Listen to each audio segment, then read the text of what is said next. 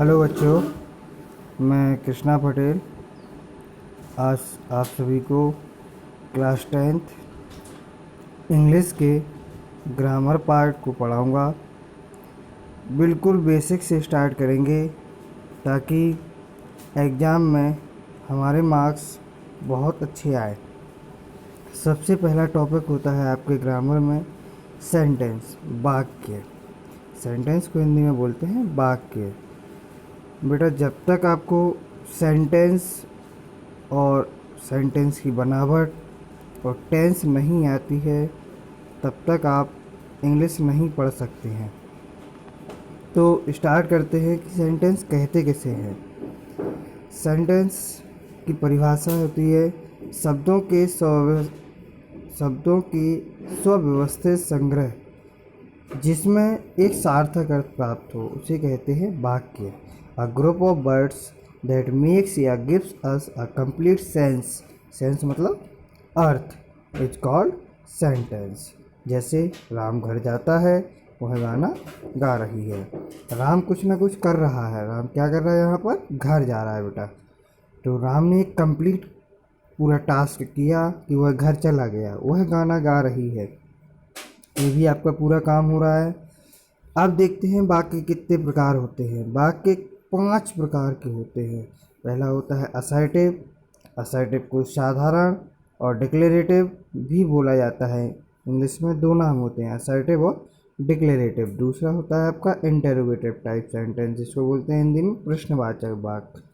तीसरा imperative sentence. Imperative को हम आज्ञासूचक या आज्ञार्थक वाक्य भी बोलते हैं।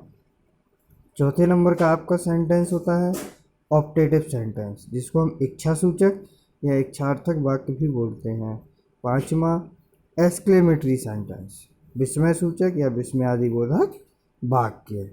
तो अब इनको आपको बार बार बिल्कुल 1 बाय 1 बार बार पढ़ना है, क्योंकि ये समझ में आ गया तो आगे आपको ग्रामर बहुत अच्छे से समझ में आएगी। और ग्रामर आएगी तभी आप इंग्लिश का फर्स्ट पार्ट, जिसमें प्रोज, पोएट्री और सप्लीमेंट्री है, बहुत आसानी से कर पाएंगे। तो पहला देखते हैं असर्टिव और डिक्लेरेटिव। इस प्रकार के वाक्यों में कोई कथन कहा जाता है। कोई भी बात कही गई होगी और आपको पता है किसी भी बात को 2 तरीके से हम कह सकते हैं, एक तो हाँ में और एक ना में। जैसे राम घर जाता है या राम घर नहीं जाता है। अर्थात इसका मतलब क्या हुआ कि 2 वाक्य लिख दिए गए हैं। तो देखिएगा, असर्टिव सेंटेंस को भी 2 भागों में बांटा गया है। असर्टिव सेंटेंस भी 2 प्रकार के होते हैं, अफर्मेटिव और नेगेटिव, सकारात्मक और नकारात्मक। जैसे अभी मैंने बोला था राम घर जाता है, ये आपका सकारात्मक है। राम घर नहीं जाता है, ये नकारात्मक वाक्य है। तो सकारात्मक क्या होता है? इस प्रकार के वाक्यों में किसी भी कथन को, कोई भी सेंटेंस बोला गया होगा, कोई भी बात कही गई होगी, अगर उसको ज्यों का त्यों लिख दिया जाए लेकिन उसमें सकारात्मक भाव हो। जैसे Ram is a boy, Ram एक लड़का है और Ram is going to Delhi, Ram Delhi जा रहा है। इसमें सीधी सीधी बात कह दी गई है, जैसा उसने कहा मैंने वैसा ही कह दिया। दूसरा नकारात्मक बात, इस प्रकार के वाक्यों में हिंदी में नहीं शब्द लिखा जाता है तथा अंग्रेजी में पहचानोगे उसमें नॉट होगा, नो होगा, नेवर होगा, नो वन होगा, नोबडी आदि शब्दों का यूज किया जाता है।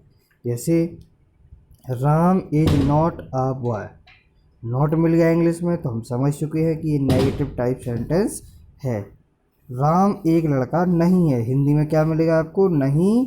और अंग्रेजी में क्या मिलेगा? Not, no, never, no one, nobody. ये सब चीज़ें आपको मिलेंगी। तो आपको ये सब चीज़ें कॉपी में नोट डाउन करनी है, बार बार याद करनी है, ताकि आप भूलें नहीं।